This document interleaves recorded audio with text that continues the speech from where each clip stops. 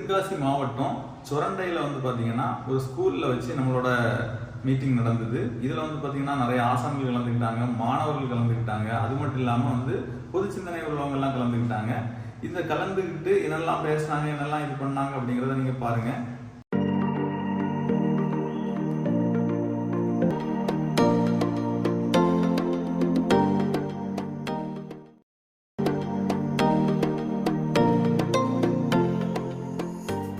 தமிழ்நாடு முழுக்க சேவை பண்ணியிருக்காங்க. அவங்களும் நாங்களும் இறங்கி தான் உங்களை எல்லாத்தையும் கூட்டிகிட்டு வந்து இவங்களை பார்க்கறதுக்காக தான் வந்திருக்கேன். தெரியுமா, 55 வருஷமா 60, நான் 15 வயசுலேருந்தே சிலம்பம் படித்தேன்.